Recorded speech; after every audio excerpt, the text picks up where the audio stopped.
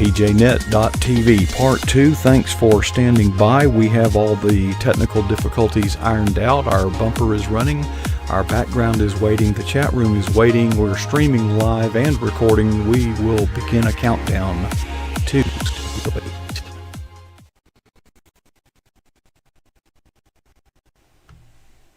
Well, good evening and welcome back to pjnet.tv. I'm sending a note to our producer. Part 2. And as you see, Michelle Medlock Adams joins us every Wednesday about this time, 9:30 East Coast time. Now you say, well, I didn't see her last week or the week before, but there's a good reason for that. But she always sends the best. I tell you what, Michelle, your stand-ins, you are well connected, girl. You know all the right people in all the right places, and we have enjoyed those that you sent our way while you were, where were you, traveling, vacationing in Europe or something like that? I mean, that would have been way more fun. I actually was battling COVID, so not as fun as vacationing in Europe, but we're all good now and came through it like a champ, and we've been packing as well. So packing and COVID, really not a lot of fun things. My birthday was yesterday, so that was kind of fun. And I'm out of quarantine now, so yay about that. But well, to be honest, I kind of figured. I mean, I'm looking on Facebook and I'm seeing you. You know, you're popping up here and there. So I kind of figured that phase was over. Mm-hmm. But I also knew tonight is a very special night for not just you, but just about everybody in the PJNet family. Right. Yeah, it was the Blue Ridge Mountain Christian Writers Conference. They have the SELA Awards every Wednesday night of whenever that conference happens. Usually it's in May, but this year it was postponed to November due to COVID. And so tonight were the awards, and there was a lot of PJNet family represented. You be proud, Coach.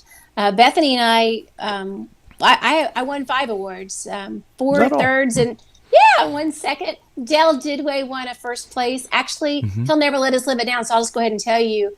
He beat his book, First Down Devotions, which actually I have 4 devotions in, so I'm going to claim part victory there. It took first place in the devotional category, and then Bethany and our book, They Call Me Mom, took 3rd place. And I honestly didn't hear the 2nd place. It was kind of on a delay. We couldn't hear.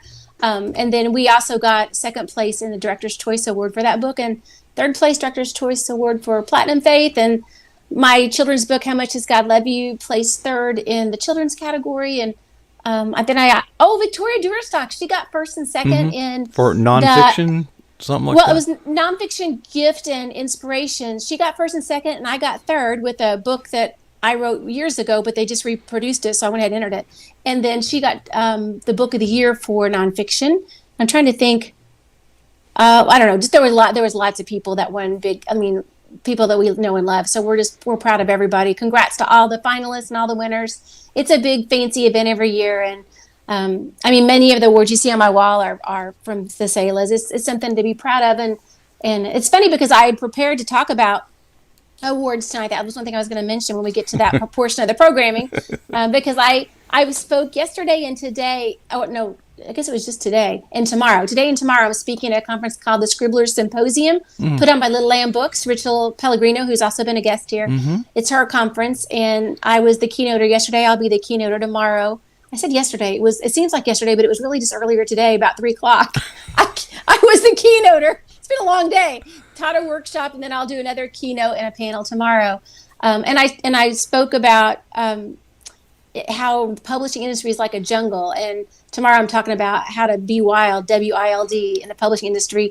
It's obviously an acronym, but one of the things I want to talk about when we get to that portion of this programming is about awards and things. So that's part of what I spoke about today. But yeah, I was just proud of our PJNet family, and JD was helping us out because all of us were trying to watch it on the YouTube, right? We all were kind of doing like our own watch party, but It was so delayed that we never could hear who was winning. So he would put in the chat who was winning. That's the only way we knew anybody won. We'd say, "Congrats, Michelle." I'm like, "Hey, we won something." Like we didn't know. So, but thank goodness that we had JD to kind of keep us informed. Otherwise, I probably still wouldn't know that we'd won some awards. Well, I'll tell you an inside, from the inside.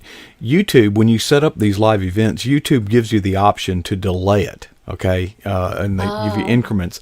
But the fact of the matter is, even if you don't delay it, it's still delayed about 10 seconds. And that delay, the longer the broadcast goes, the more delayed it gets. So there's always some built-in latency just due to the topology of the internet and the way they work. But as the program goes longer and longer and longer, that delay keeps extending. So if you put a delay in there, it can get delayed. I mean, these people, by the time you see it on YouTube, they've lost their teeth and they need to shave. And that's how it felt. It kept buffering, and we were like, "What is going on?" And then we would see, congratulations. We're like, "What category are they even on?" Like, none of us knew what was going on. But in all that, it was really fun because we did a Zoom watch party with Dell and Kyle Young, our agent, and Bethany and her husband and a couple of her kiddos. And Dell and Angie, and we all just, and then Vicki joined us at the end. She's got out of church, and it was just nice to congratulate. And it really is like a big family. So it's just nice to celebrate each other and celebrate the writing that God's put in each of us. And it was a really fun night. And last week, I didn't get to tell you because I was not here. I was ill. But my book, How Much Does God Love You, got a first place best book. Actually, it's called the Angel Book Award. I think it's put out by Faith and Fiction, that conference, and it scored a perfect score. I just got it in the mail and it said perfect score. I don't know that I've ever had a perfect score before. I mean, that's something. I was like, well, there you go. And it actually says it on the certificate. So that's pretty cool. I can't wait to get that one framed. But yeah, it's been a good month. It's been a hard month. I know a lot of us have struggled with the COVID and different things, but there's been some good things too. And I had a great birthday yesterday. My daughter Allison took me out with my little granddaughter Ren, and we shopped for clothes and fun things for family pictures we're going to have taken over Thanksgiving. And so, I'm just lots of blessings. But I missed you guys. And we'll get to the awards in just a minute. I just have to poke a little jab here. Michelle has won so many awards. You see many of them on the wall. She had to buy a new house just to hold all the awards. Okay. Yes, we did buy a new house, and the office is bigger. There is more wall space. And my sister keeps saying, "I'm not hanging any more awards, so you can just forget it. Just quit entering." I'm like, okay. Well, what you have to do is go get a miniature version of them so you can get more of them. Get them shrunk to about 70%, and that way you can get more of them in there. And that's a good idea. Yeah, that's right. I may have to utilize that, Coach. I like that. You can also get a wider angle lens, Michelle. That too, right? You can just set that way back there and whatever it takes. I know it's really it's so nice, and that's what I spoke about today. It's nice to be honored by those in the industry, to be honored for something that you love to do and that you feel called to do, and then to be recognized for it. It's just like the icing on top. But I mean, those of us who write, and many of the people in the chat room do, we don't do it for the awards. It's nice when you get recognized, but if that's what's driving you, you're in this for the wrong reasons. And that was one of the things I wanted to talk about was when I was speaking today about being in the jungle of publishing. I had all these different animals, like a little PowerPoint thing, and I had pictures of different animals. And one of the animals I said that we need to be like in order to be successful in publishing is we need to be like a salmon. Okay, so here's some fun facts about a salmon. You never know where I'm going to go with something, but here we go. So here, a salmon, they're resilient, energetic, and strong. Now here's a little fun fact for you. Each fall, adult salmon migrate back to the river where they where they were first hatched, right? They swim against strong currents, dodging hungry bears, and even leaping up waterfalls. You may have seen that on YouTube. It's pretty amazing to see. In fact, the Pacific salmon, it's a one-way trip. They exert so much energy fighting to get upstream that after spawning and stuff, they die, like they're spent. So I don't want us to expend so much energy that we die. So scratch that part. But the actual, being resilient and going upstream, that is really, really important because I looked up some statistics just this week. In 2019, 1,668,333 new books were published. The average usually is about 2.2 million books are published per year. That is a lot of publishing going on. So you would think, well, surely I can get one book in there, but that's a lot to compete against once you even get a book out. So it's not like this is an easy industry. Nobody said it was easy. If it was easy, everybody would be publishing, and not everybody is. Those who waited upon the Lord to find a publisher or an agent or both, sometimes it's like, seriously, Lord, did you forget me? Like, hello. But it's tough. And so, but I always say, if God called you, he'll equip you. And then I was talking about, it's so exciting when you get your book out or when you're in the production part of it, and then you do the unveiling of the book. I watched Ben Cooper the other day unbox his book, and it's so beautiful. And I got a copy of his book. It was just great. But, that's all fun. It's all exciting. And then you enter those books in contests and you have awards like tonight. Like, it's just a wonderful thing. But that can't be why we're in it, right? We're in it because God called us and he put a message on our heart to share with whoever we're writing for. And so I was talking about the verse, 1 Samuel 16:7. The actual verse says, "But the Lord said to Samuel, do not look at his appearance or at his physical stature, because I have refused him. For the Lord does not see as man sees. For man looks at the outward appearance, but the Lord looks at the heart." And then I said, now the version that we could switch it to, talking about publishing, would be, "The Lord said to Samuel, do not look at his number of Instagram followers or at his book scan numbers, because I have refused him. For the Lord does not look at the book's success as man sees it. For man looks at the social media following, media attention, industry awards, and sales figures, but the Lord looks at the heart." And that's really what this is all about. It is awesome to have Selah awards and all of that, but in really retrospect, when you look at the verse there, God is looking at our heart. Why are we in this? If we're in this just to win this and just to have our name on the front of the book and win a lot of awards, then our heart's not in the right place, and really God won't honor it and he won't bless it. So it's great to get accolades, and I'm all for it. I mean, obviously I like to get them, I like to win them, and that's wonderful, and I like to frame them and put them on my wall. But that's not why I'm in this. I'm in this because God called me to write for his children and to spread the message he's put in me, which is why we're all doing this. So that's why we got to be like salmon. We got to be able to fight the good fight, even if it's swimming upstream against millions of other books to try to compete in the industry. It doesn't matter, because if God called you, he'll equip you and he'll make a place for your book. Even if you just wrote it for one person, just that one little girl that I shared that I Will Not Be Afraid with on the plane because she was afraid. If I just wrote that book just for her, I still would have done it. Mm-hmm. And so I think we just have to. And I know there were a lot of people who won tonight, but there were also a lot of people who didn't win tonight, and I'm sure they were discouraged. And I've been on the not winning side of that in the past sometimes, and that's not as much fun to not win. I mean, I'll be honest, it's not as much fun, but you just got to keep the perspective right, is that we're not doing this just to win awards. We're doing this because the real reward to win is what we'll get when we get to heaven, is we get that well done, thou good and faithful servant. We're in this to serve him. So that's why we have to be like salmon. See, I took that all the way back to salmon. Yep, you got to be resilient. You got to keep fighting, swimming upstream, whatever it takes. And then keep the perspective that it's not about you. It's really all about God in you. Michelle, the salmon illustration is beautiful. I was listening to you and then you followed up with the 1.1, and I thought you were going to say that's how many salmon migrated back to I thought, who was counting?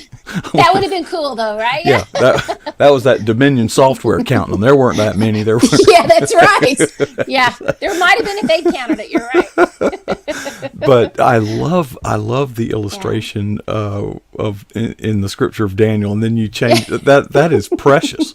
You writers amaze me. But on a more serious note, first of all, you are absolutely correct. Our reward is the eternal reward. Well done. My good, and that will last forever. These awards, they feel good, but that decays over time. And you know what? Next year there'll be some new winners. So they can't really decide who won, because they have to keep doing it over and over and over. See, so it's not for all time. It's for this year, and that will soon kind of be like vapor and will be gone. But and you also make a good point when you say, what are you in this for? Why are you in this? Is it to get attention? Is it to see your name on the cover? Is it to receive the accolades of man? I have a theory, and it's based upon a verse that says, and I'll paraphrase here, whatever you do so with all of your might, as unto the Lord, and not as unto human masters. Now, my view has changed. When I was younger, I didn't subscribe to this idea, but my view today is this. Do what that scripture says. Do your work as unto the Lord. And that means to do it your best. Give it all you've got. I agree. And I believe that the money, the recognition, the all that stuff should not even be on your radar. But those other things are a parenthetical side effect. That's right. Of doing as unto the Lord. And not all of our work is even meant to be noticed. There are, across this land, thousands, if not millions, of acts of ministry and kindness and generosity that will never see the light of day this side of heaven. Mm-hmm.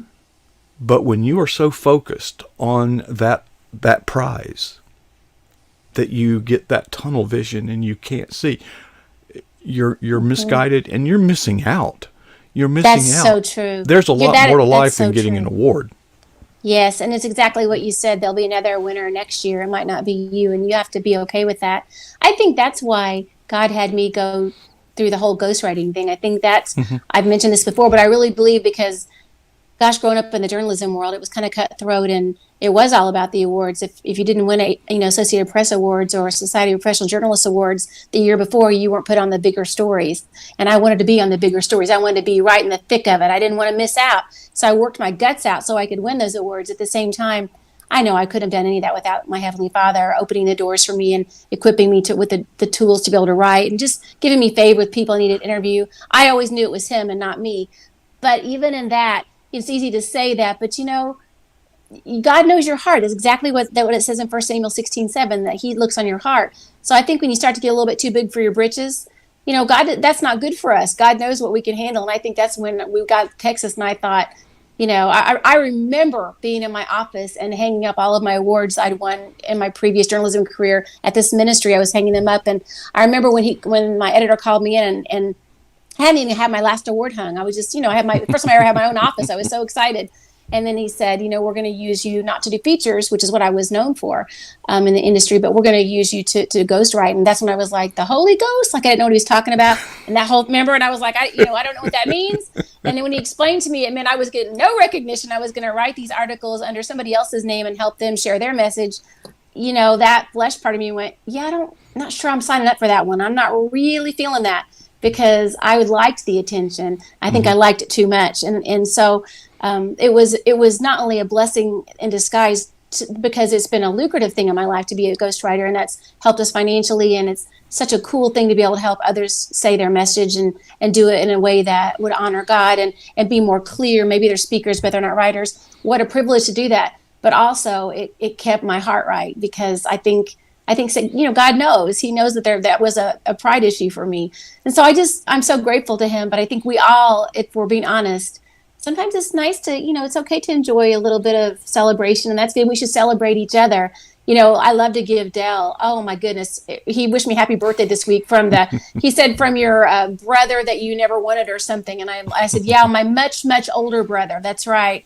And we really are like family. We fight like brothers and sisters. But I was so proud of him tonight. I mean, I think he was actually worried. He's like, "Are you mad? Are you okay?" Because this is 2 years in a row that we've been in the same category, and he's beat me. Last year, I think I got third and he got second, and this year he got first and we got third, Bethany and I. And so he said, "You've never beat me yet." I'm like, "I'm in the book that won, Dal. I get to share in the winning. Like, I had some first down devotions." He's like, "Oh, that's right. Yeah, okay." That's your, but we liked. But we miscongeniality. That's yes. So, but we love to give each other the Dickens. But the cool thing is that we're all like a big family, and it is great to celebrate each other, because I know Dell's heart, I know Angie's heart, I know why they're in this the same way they know why I'm in this, and we can.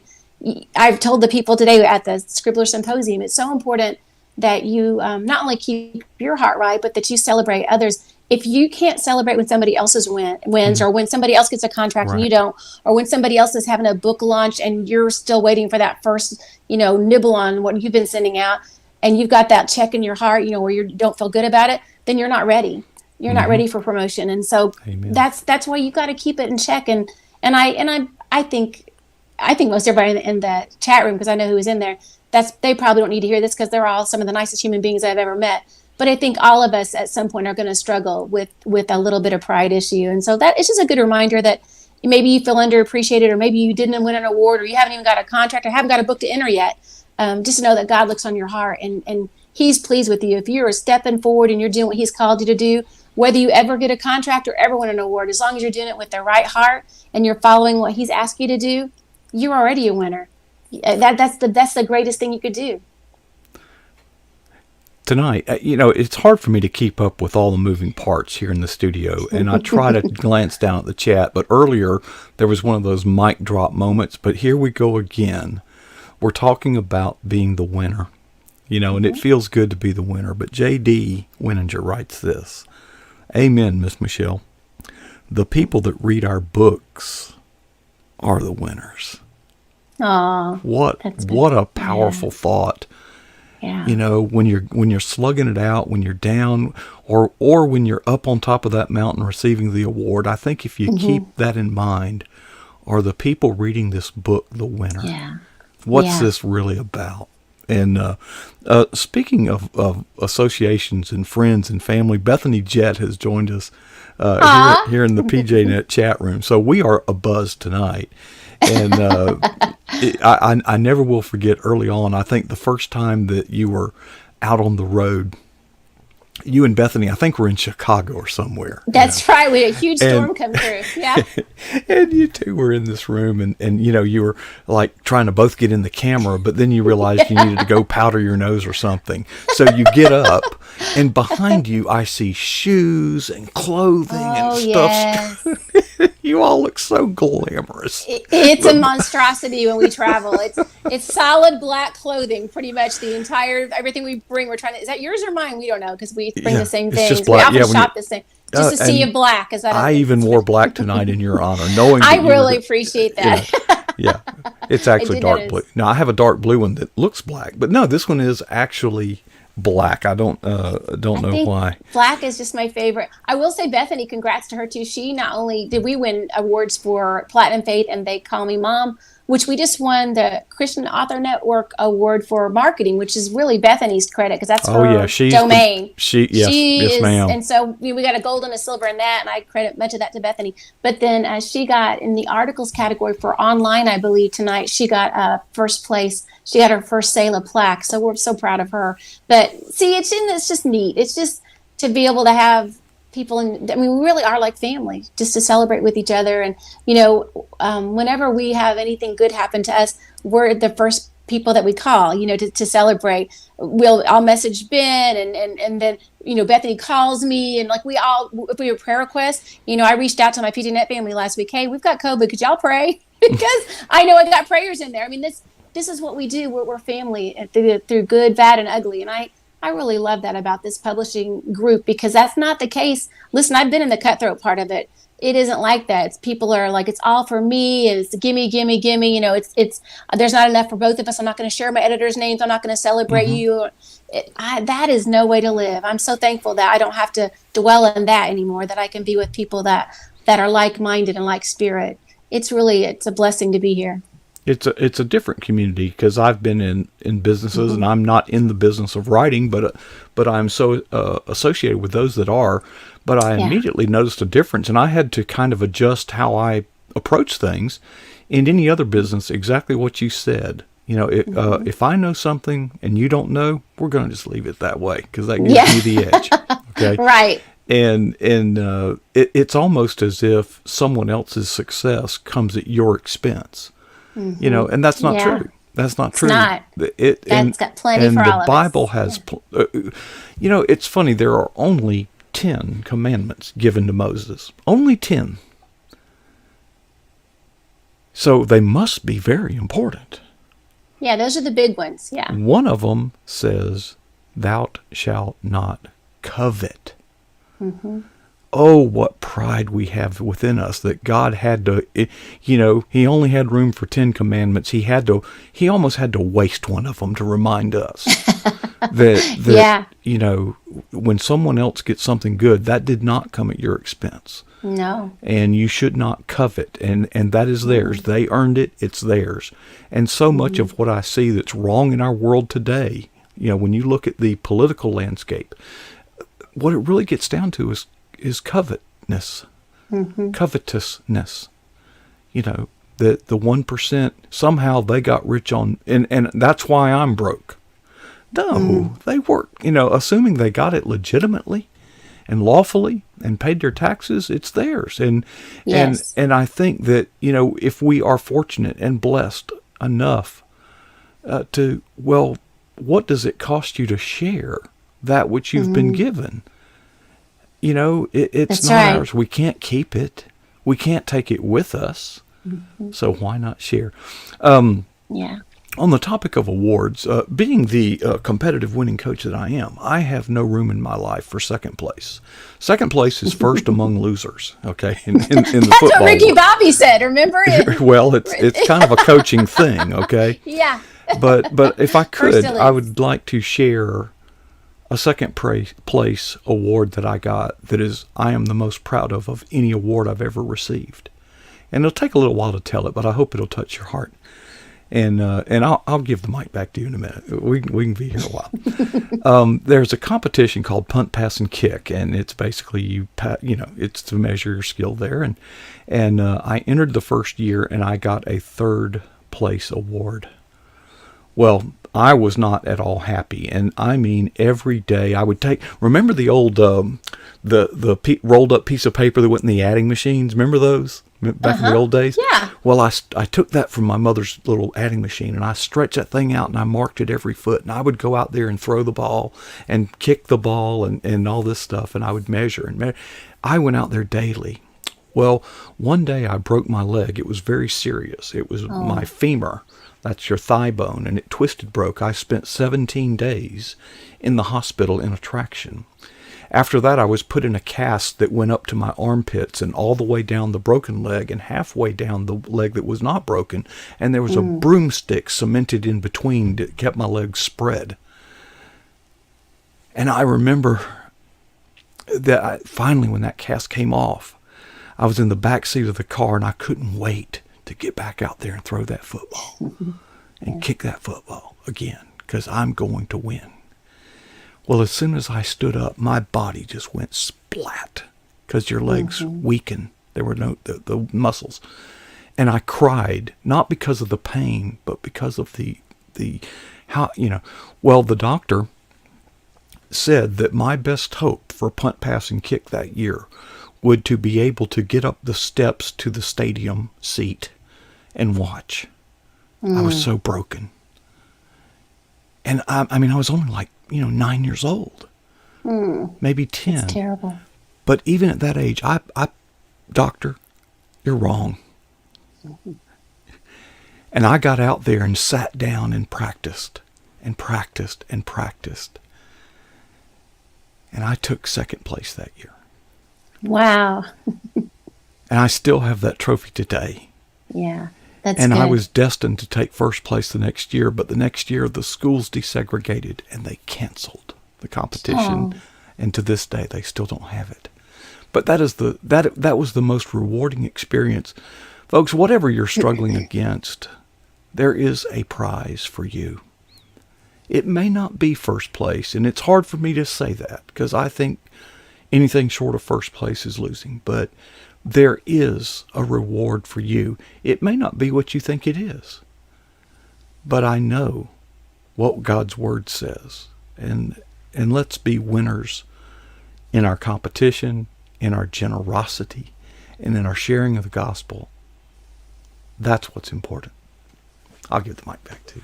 Oh, I agree. That's a great story, Coach. It shows, first of all, that hard work does pay off. That when you're that tenacious and you're like the salmon, you're a fighter. You know, whatever it takes. I think I would like to maybe close with one of the other animals that I talked about today in my presentation at the Scribbler Symposium is that we need to be like a mountain goat. And I love this because mountain goats are survivors. And that's exactly kind of what you're just talking about is it's sometimes they'll tell you that you can't do it, that there's no way you're going to do it. And you may fall flat on your face a few times before you accomplish that, but you keep trying and you keep going out there because you believe that God's called you to do it. Here's some fun facts about a mountain goat. So they're the world's best rock climbers. Their cloven hoofs have a padded bottom to grip on snow, ice, and especially rock faces, even ones that appear to be impossible to climb. These little guys can climb it. Mountain goats, which, by the way, are actually more closely related to antelopes than actual goats, can jump 12 feet and are acclimated to both high altitude and low temperatures. That's pretty cool that they can do all this. I don't know if you've ever seen like videos of them or you've seen them in person, but it's amazing the amount of space that they can cover. And you think, how are they going to land on the side of that mountain? And they do, and they just kind of topple. It's the craziest thing. Well, my daughter Abby, her senior year of high school, the summer before, about 7 girls from their high school took a trip with an advisor, and they went to Greece and all over Europe, actually. But while they were in Greece, they they had a tour guide, and they in the distance they could see the mountains, and they were saying, oh, and now you could see the mountain goats. And so all that, Abby never seen a mountain goat, so they're all watching, and as they're watching, I mean, they're just amazing, just watching them go from top to top. And finally, one of the kids in her group said, so do they ever not make it? Like, do they ever not actually clear it? That seems like such a hard distance. And the lady said, oh, hard, I've never seen it. I've been doing this for 20 some years. No, they always land on their feet. It's just amazing. And she began to talk about, how they're inner balance and all the different things that makes it happen. And as she's explaining it, one of those little mountain goats face plants. She's like explaining. I wish Abby had it on video, because it would have gone viral for sure. Abby said that you was just like right on cue. She's like, oh no, it never happens. The little guy goes boo, and like just hits it and like rolls down the mountain. They're all like, oh my gosh. I mean, and then once the thing got up, the mountain goat got up, it shook it off and jumped to the next mountain. And they were like, okay, then they could laugh. They want to make sure it wasn't hurt. Abby said they laughed for like 15 minutes. And the lady's like, I've never seen that happen before.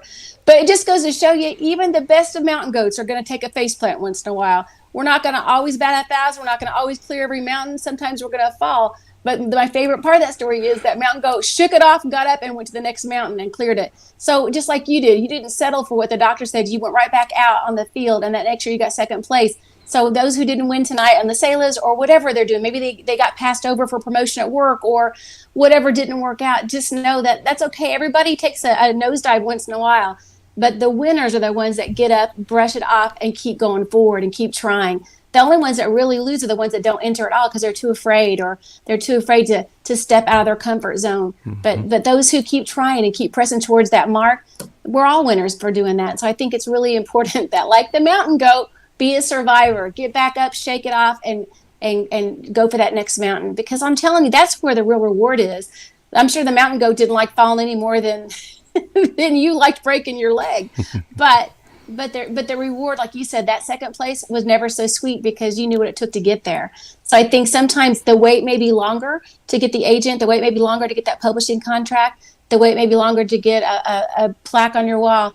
But when you get it, it's worth the wait, especially when your heart's been kept right and all that because you're doing it for the right reasons.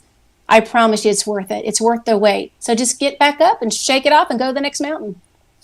Michelle, you are such an inspiration. We are so fortunate. Not only you, but so many of those who are recognized are a part of our PJNet family, and you are so faithful. And even when you are traveling or under deadline of 2 books or whatever, yes. You've got a depth chart that is amazing. Yes. You send us these amazing guests to stand in your place. Michelle, thanks so much. And we're so glad to see you back and see the Michelle we all know and love. And great to have you. Can't wait to do this again next week. Yes. Thank you.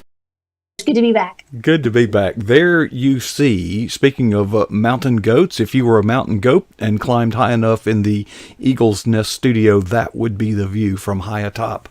And folks, it has been such a rewarding night. I cannot wait to review the chat room chat tonight, and I hope that you have been blessed by spending your time here with us. It is our hope that we have made your life better, because we all walk with a true winner, Jesus Christ, who defeated death itself. Think of that one. Okay, nobody's done that before or since. Before I leave, I'd like to challenge you to ask yourself 2 questions. And they're important, I think. First, what is the boldest thing that you have ever done for Jesus Christ?